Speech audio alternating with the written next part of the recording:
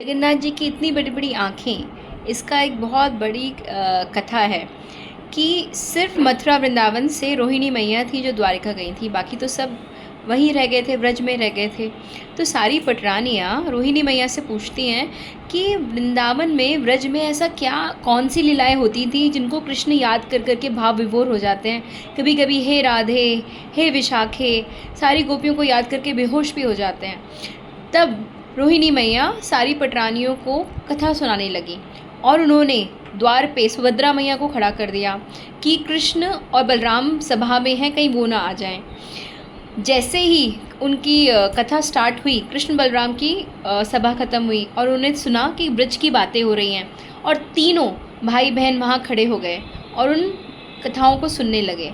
उन कथाओं को सुनते सुनते कृष्ण, बलदाऊ और सुभद्रा मैया पूरे भाव विभोर हो गए।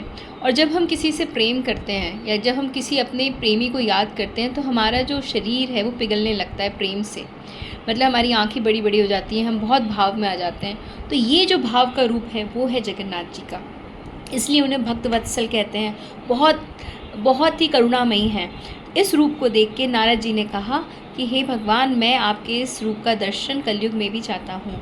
तो भगवान ने जगन्नाथपुरी में इस रूप को धारण किया। इसलिए तीनों की आंखें इतनी सुंदर, इतनी भाव विभोर हैं और इसलिए इतने भक्त वत्सल हैं। जगन्नाथ जी के बारे में हम कहते हैं कि 4 धामों में से एक सबसे बड़ा धाम है और कलयुग का अन्न क्षेत्र है।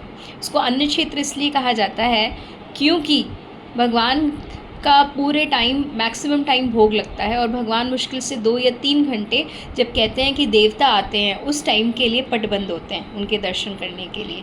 इसलिए कलयुग का क्षेत्र है अन्न क्षेत्र, जो है हमारा जगन्नाथपुरी धाम। बोलिए जगन्नाथ भगवान की जय। हरि बोल।